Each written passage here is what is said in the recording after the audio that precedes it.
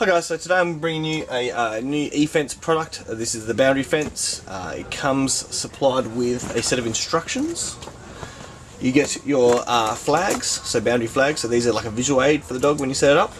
It also comes supplied with some really high quality 20 gauge single core copper wire. So some of the other systems on the market that are available might use something like this, which is like a 26 gauge little wire. I don't even know if you can see how thin that is, but it is literally paper thin.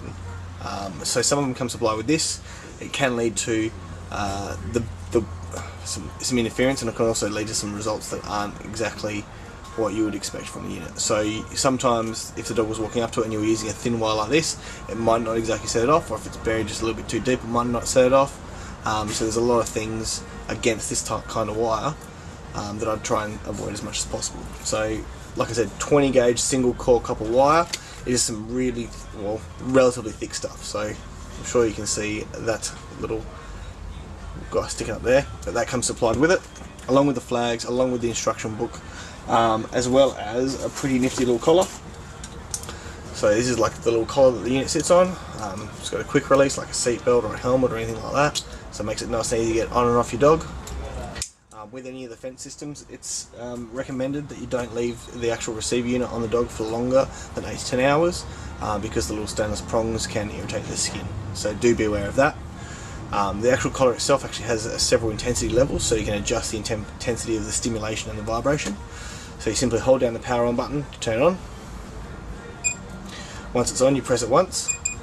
That's so 1 beep lowest, 2 beeps middle, 3 beeps is the highest stimulation level.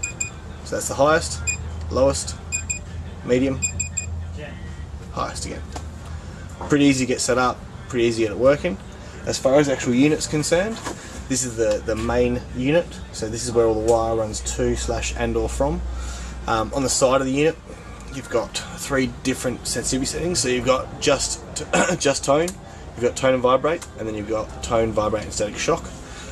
The range is generally going to be always set to low. It would only be high if you were using like 1200 meters of the wire. So if you were doing extremely large property, then you'd want to set it to high. For most other urban applications, you want to set it on low. And then on the front of the unit, you actually have a range adjuster, so you can adjust how close the dog can get to the wire before it gets a correction. So anywhere from 8 feet all the way up to 10 feet. So depending on how big your backyard is as well, it's worth considering that, you know, if you're going to have it on 10 feet and the distance between each side of your fence is only 10 feet, it's probably not going to work. So you want to have it on maybe a 2 or a 3 foot, so the dog has still some area to roam. That's worth considering, because if you don't consider that side of it, it can be a big issue for you, and your dog's not going to have anywhere to go. It's going to be beeping and vibrating and constantly correcting your dog for just walking around the backyard. So that's one thing to consider. Again, supplied with it is the power adapter for the actual unit. To charge the collar, any 5 volt 1 amp USB charger would be compatible with it.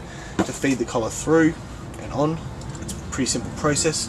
All you've got to do is you get your little collar out, you sort of got to do this upside down, feed it each side of it and roll it under like a seat belt. Straighten one side out and then do the same thing on the other side.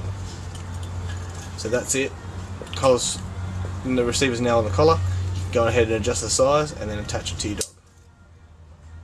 Easy as can be. These units are weatherproof. They've got a little black plug in the back of them. You want to make sure that is sealed up as best as possible. If it does get wet, or if your dog's rolling around the dirt or whatever, it's worth inspecting these plugs as well. At the end of the day, when you're finished with it, just to make sure that there's no dirt or anything like that in there, and you're just cleaning it out and keeping it moist with a little bit of olive oil or something like that, just to keep the seal moist. Those little tips can help that unit there, help the plug last longer and not crack and not become as brittle. Because if you don't do that, there is a chance that it can become brittle and all the rest of it. Same with if you're going underwater diving or anything like that with a camera, you want to make sure your seals and all the rest of it are always lubricated. Otherwise, they can crack, and then you're going to reduce the waterproofness of the unit. Like I said, these are available now, so you can go ahead and order these units at edogaustralia.com.au, or you can give us a call on 089 470 1794. We have a few of these units left in stock, but they are moving pretty quickly. So yeah, get in touch with us. Either order them online through eDog Australia, or give us a call on 089 470 1794.